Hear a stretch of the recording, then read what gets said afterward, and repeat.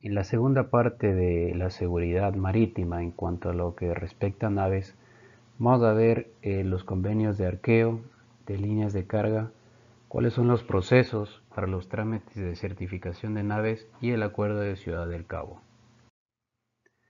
Empezando por el Convenio Internacional de Arqueo, este convenio fue adoptado en el año de 1969 y entró en vigor en 1982. Este permite establecer cuáles son los tonelajes brutos y netos de una nave y los cuales se calculan de manera independiente. ¿Para qué nos sirven estos valores? El arqueo bruto constituye las normas o la base para cualquier norma de seguridad de un buque. Por ejemplo, las dotaciones mínimas de seguridad se calculan en base al tonelaje bruto del buque. Por ejemplo, la aplicación de varios convenios se calculan en base al tonelaje bruto del buque. Asimismo, los tonelajes brutos como netos también son utilizados en el área comercial para el cálculo de tasas portuarias, así como el cálculo de paso por los diferentes canales. Y el tonelaje bruto es función del volumen moldeado de todos los espacios cerrados del buque, mientras que el tonelaje neto se obtiene mediante una fórmula que es función del volumen moldeado de todos los espacios de carga del buque.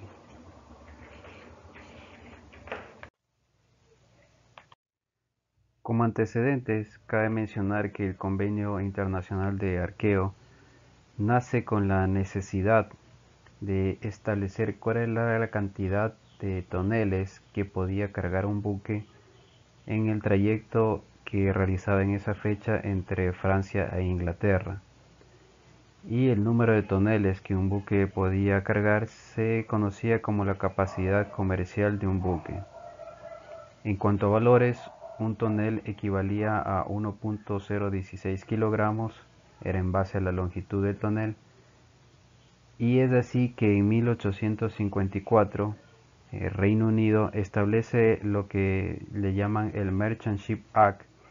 donde se introduce el sistema Murson, creado por John Murson, quien en ese entonces se desempeñaba como secretario de la comisión que realizó este estudio técnico y cuyos principios eran calcular el cubicaje de todos los espacios interiores del buque para establecer una medida de su capacidad productiva, ya que los espacios disponibles para el transporte de carga y pasaje eran una medida de su capacidad de ganancia.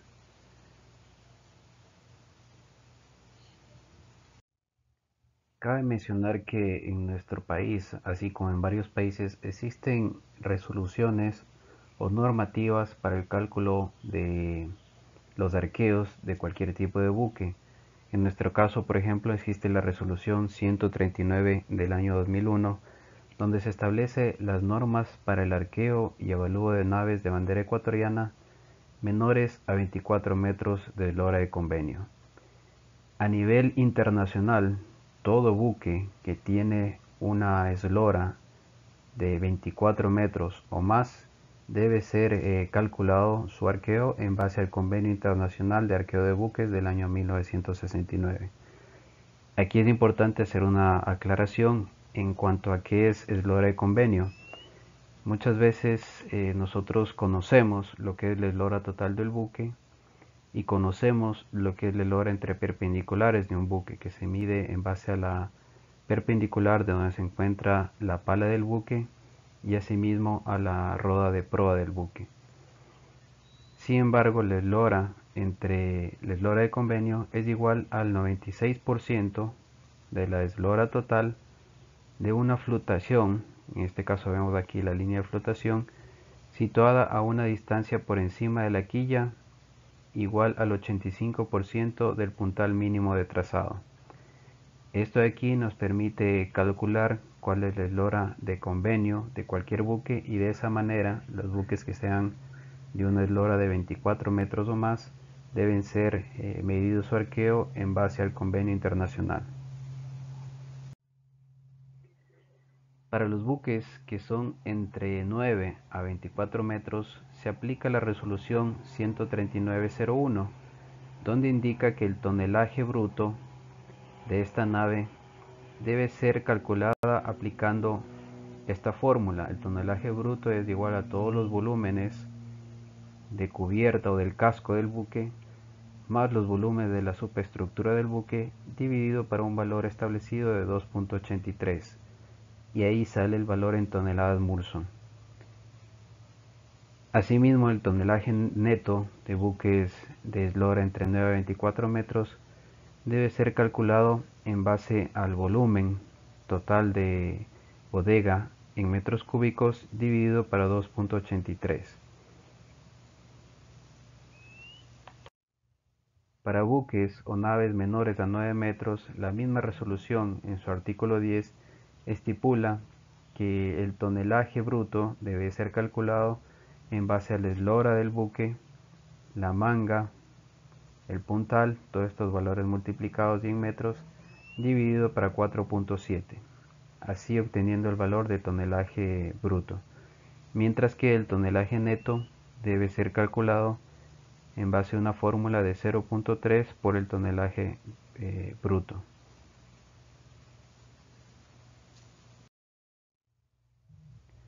Para las naves que son mayores a 24 metros, el tonelaje se lo calcula en base a lo estipulado en el Convenio Internacional de Arqueo. Cabe mencionar que este convenio, si bien es cierto es del año 1969, contiene únicamente 22 artículos donde especifica cómo se debe efectuar este arqueo y un anexo que es el anexo 1 con el reglamento para la determinación de los arqueos bruto y neto de los buques. Este anexo tiene varias reglas en donde especifica cómo se debe calcular el arqueo, tanto el arqueo neto como el arqueo bruto. El siguiente convenio relativo a la seguridad de buques mercantes que vamos a ver es el convenio de líneas de carga. Desde hace mucho tiempo se conoce que el establecimiento de límites respecto al calado que puede cargar un buque contribuye de manera importante a su seguridad. Es así que este convenio determina la forma o el lugar donde se van a pintar las líneas de carga, que no es más que una marca horizontal a ambos costados de un buque, indicando el máximo calado al que puede ser cargado un buque. Estas líneas de carga se conocen a través del disco de Plimsoll y una línea donde establece en este caso el registro ecuatoriano indicando hasta qué nivel de agua, hasta qué nivel de agua puede llegar la carga del buque. Asignar líneas de carga significa que previamente ese buque ha sido verificado en cuanto a su estabilidad, sus esfuerzos estructurales, las condiciones de asignación y sus cálculos de franco a bordo.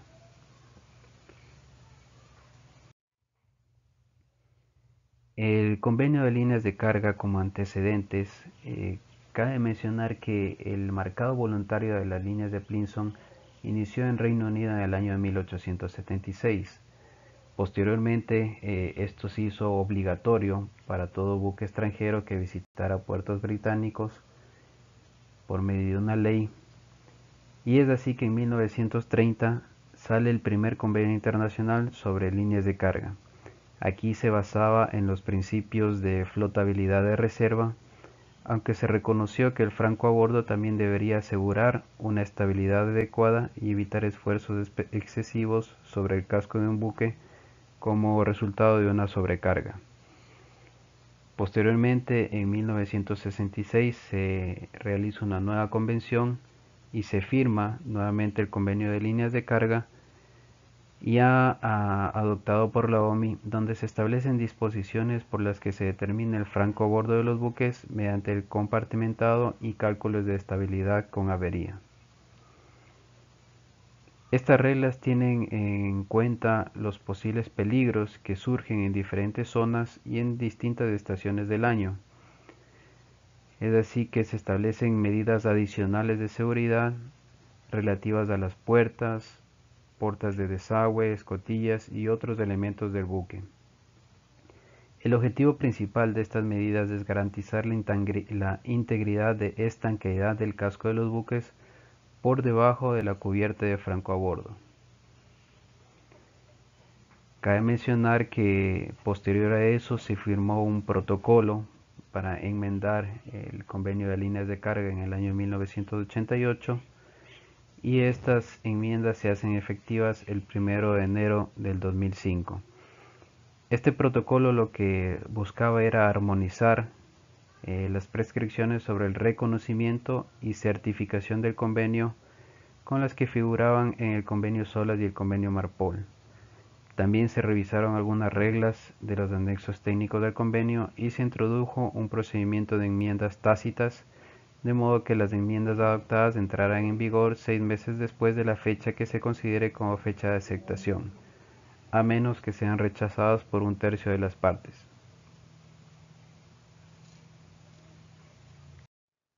En cuanto a las inspecciones requeridas para que un buque cumpla con lo establecido en el convenio de líneas de carga,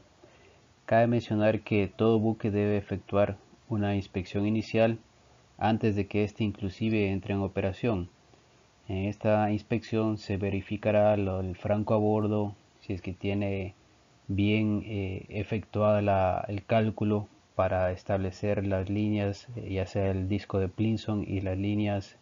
de carga establecidas para el buque. Y una vez que se emite este certificado de inspección inicial, el buque debe entrar a una inspección periódica cada 5 años o antes de la fecha de vencimiento de este certificado.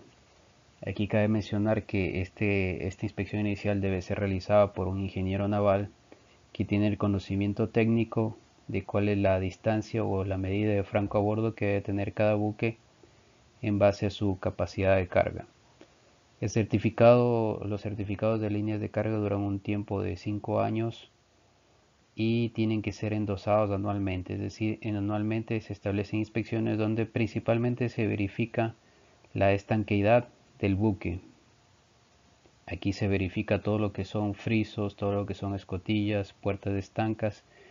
y demás sistemas de estanqueidad que se encuentren en buenas condiciones y en buen mantenimiento. Un certificado de líneas de carga pierde validez si el buque cambia de bandera, a cualquier alteración afectando la asignación de marca que ya fue dada de manera inicial, cuando hayan nuevos accesorios o se hayan montado nuevos equipos a bordo del buque, también si el certificado no fue endosado anualmente pierde validez, y si la resistencia estructural de la embarcación es reducida a tal punto que lo convierte en un buque inseguro. En cuanto a los trámites de certificación de naves, cabe mencionar que estos deben ser efectuados por la autoridad marítima, en este caso la Armada del Ecuador, el ente técnico operativo, que es la Dirección Nacional de los Espacios Acuáticos, y los repartos subordinados. Un buque tiene una serie de requisitos a cumplirse en base a su tipo de carga que va a transportar, a la cantidad de pasajeros que va a llevar o a cualquier otra situación que lo convierta en un buque mercante.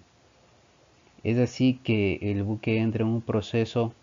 desde antes de su construcción, en un estudio de aprobación de sus planos y memoria técnica. Se emite una licencia de construcción, que esta licencia debe ser esta construcción debe ser efectuada en varaderos autorizados por la autoridad marítima.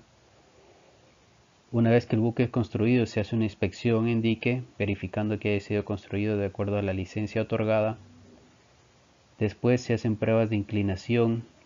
y pruebas de estabilidad en la mar para que el buque esté listo para su inscripción y registro. Esta inscripción se realiza en las diferentes capitanías, posterior a lo cual se le efectúa la matrícula, la patente de navegación, que es como un documento de identidad del buque que le dura para toda la vida. Después se realiza su inspección de seguridad y prevención de la contaminación. Se realiza la inspección de arqueo y avalúo del buque, la inspección para otorgar líneas de carga, aprobación de los diferentes planos entregados por el buque, después aprobación de sus equipos de seguridad radioeléctrica. El buque pasa por una auditoría de gestión de seguridad y de protección de buques de instalaciones portuarias. posteriormente se verifica el cumplimiento de todos los convenios a lo que el buque debe ser parte, así como otras disposiciones de otros ministerios, como por ejemplo el Ministerio de Medio Ambiente en Galápagos o el Ministerio de Acuacultura y Pesca en caso de buques pesqueros. Y posterior a eso el buque obtiene su permiso de tráfico nacional e internacional, dependiendo de dónde vaya a operar, donde el buque estaría listo para poder zarpar una vez que haya obtenido su permiso de zarpe, verificando que la dotación que tenga a bordo sea la misma que estipula su documento de dotación mínima. Y de ahí en adelante empieza la operación de un buque con las inspecciones y endosos, ya sea anuales o cada 5 años, dependiendo del tipo de buque. Cabe mencionar que todos estos procedimientos se encuentran plasmados en el Manual de Procedimientos Internos de la Dirección Nacional de Espacios Acuáticos, que fue elaborada en el año 2021. Este manual dispone de 5 capítulos con 101 procedimientos dependiendo del tipo de buque y del departamento o capitanía que se hace cargo de cada procedimiento. Cada procedimiento tiene su objetivo, tiene los requisitos para que los usuarios sepan cuáles son los requisitos y los valores a entregar para cualquier trámite, tiene el procedimiento a seguir al detalle, la vigencia de los certificados, el tiempo que tarda en días laborables en otorgarse un certificado y observaciones en caso de delegaciones de cualquier certificado. Estos procedimientos están establecidos para los 101 procedimientos internos que se indicaron que existen a nivel nacional y que la Armada del Ecuador a través de la DIRNEA es encargado de otorgar a todo tipo de buque. Para finalizar vamos a ver el acuerdo de Ciudad del Cabo, que es el principal instrumento de seguridad para buques de pesca. El acuerdo de Ciudad del Cabo tiene como antecedentes el Convenio Internacional de Torremolinos de 1977, que fue el primer convenio donde se trató de imponer normas de seguridad en buques pesqueros. Lamentablemente nunca entró en vigor, puesto que no hubo una aceptación de los estados, y ante lo cual se generó un protocolo que fue llamado el Protocolo de Torremolinos de 1993, donde se trató de hacer unas normas menos rígidas considerando la situación especial que tienen los buques pesqueros. El protocolo tampoco fue aprobado, y es así que actualmente en un tercer intento de generar una norma vinculante a nivel internacional, se generó el Acuerdo de Ciudad del Cabo del año 2012, donde se trata de implantar disposiciones del protocolo anterior de Torremolinos relativo al convenio de Torremolinos, donde se establecen normas de seguridad para buques pesqueros, como les indico, cada vez siendo un poco más flexibles a fin de que varios países se adhieran a este protocolo y se logre finalizar con un problema muy común y muy consciente a nivel internacional, que es la de buques pesqueros que son construidos sin las normas de seguridad establecidas para este tipo de buques, o para el tripulante y el personal que labora aquí en estos buques. Cabe mencionar que el Acuerdo de Ciudad del Cabo entra en vigor 12 meses después de la fecha en que por lo menos 22 estados que tengan en total como mínimo 3.600 buques pesqueros de eslora igual o superior a 24 metros que operen en alta mar hayan manifestado su consentimiento de obligarse a él. Hasta la presente fecha, con la adhesión de Perú en el año 2021, tenemos 16 estados y estaríamos prontos a cumplir el requisito para que el convenio entre en vigor al año siguiente. Se estima que si hay más estados que se adhieran en este año, posiblemente este convenio o este acuerdo entraría en vigor en el año 2024 o en el año 2025. El acuerdo de Ciudad del Cabo proporciona normas que no existen en ningún otro convenio respecto al diseño, construcción y equipamiento de las embarcaciones pesqueras.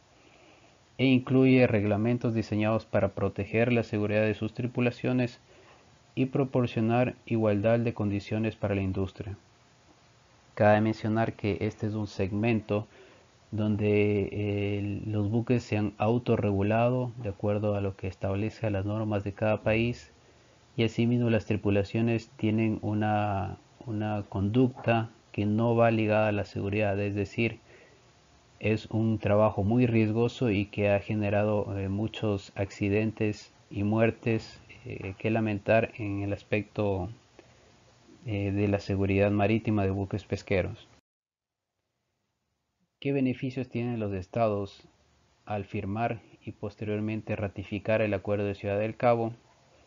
Es que tienen una herramienta para garantizar que estos buques sean detenidos por la seguridad de sus tripulaciones. Siempre lo que estos convenios y acuerdos tratan de hacer es velar porque el personal que se encuentra laborando en estos buques tenga las normas de seguridad que cualquiera de nosotros tenemos al estar laborando en un lugar de trabajo, es decir, bajo relación de dependencia de un empleador y en este caso del dueño del buque. Asimismo, permitirá que las operaciones de pesca se lleven de una forma segura y bajo una norma jurídica. Ayudará a los estados a salvaguardar a sus ciudadanos que trabajan a bordo de buques de otras banderas y de esta manera mitigar lo que es la pesca ilegal, no declarada y no reglamentada entre sus mercados. Finalmente, mejoraría la seguridad y las condiciones de trabajo, de la que sabemos es una de las profesiones más peligrosas del mundo, y minimizaría las oportunidades para que los operadores sin escrúpulos se beneficien de las condiciones o de las operaciones pesqueras de la pesca ilegal no declarada y no reglamentada. Este acuerdo establece requisitos mínimos sobre el diseño, construcción, equipos e inspección de embarcaciones pesqueras cuya eslora es igual o superior a 24 metros o su equivalente en toneladas brutas. Como antecedente, se conoce que en base a este convenio únicamente existe un convenio de la Organización Internacional de Trabajo, que es el convenio C-188, y también un acuerdo respecto a medidas del Estado Rector de Puerto de la FAO del año 2009, que son vinculantes, y junto con este acuerdo serían las tres normas principales para verificar y salvaguardar la vida humana de la gente de pesca a bordo de los buques. El acuerdo establece que los dispositivos de salvamento, las instalaciones de radio, la estructura, maquinaria y equipos deben ser inspeccionados antes de su puesta en servicio y a intervalos que no excedan los 5 años. Este acuerdo se lo ha llegado a conocer como el SOLAS aplicable para buques pesqueros, debido a que trata de adaptar las normas ya de varios años de experiencia que han sido de mejores resultados de buques mercantes, tratarlos de adaptarlos a los buques pesqueros de una manera sencilla para que se empiece a regular este segmento que muchas veces no disponía de unas normas internacionales para su control. El Acuerdo de Ciudad del Cabo tiene 10 capítulos en donde igualmente se van detallando el diseño, los requisitos para construcción, para equipamiento de buques pesqueros, y los separan en tres categorías en base a su eslora. Una categoría de buques de 24 a 45 metros, otra categoría de 45 a 60 metros y los buques de más de 60 metros, que obviamente deben cumplir más regulaciones. Cabe mencionar que este acuerdo no es aplicable para buques menores a 24 metros de eslora, buques pesqueros, debido a que este tipo de pesca representa únicamente el 25% del total de buques que existe a nivel internacional. Los requisitos están destinados a garantizar que los buques permanezcan estancos, resistentes a la intemperie, en una condición fuerte y estable, incluso en condiciones adversas como el hielo o climas extremos. Aquí vemos un resumen de cuáles son los capítulos que establece el Acuerdo de Ciudad del Cabo, así como su aplicación y cómo estos entrarían en vigor una vez que un Estado firme parte del convenio o en casos, en otros casos, en 5 años después de la entrada en vigor del convenio, o en los últimos casos 10 años después de la entrada en vigor del convenio. ¿Esto para qué? Para que los estados se adhieran más fácilmente a este convenio y los buques tengan un tiempo considerable para prepararse y equiparse para cumplir con las normas de seguridad establecidas. Con eso hemos finalizado este módulo 3. Nuevamente se agradece por su atención y estoy atento a cualquier consulta durante la ejecución de este módulo.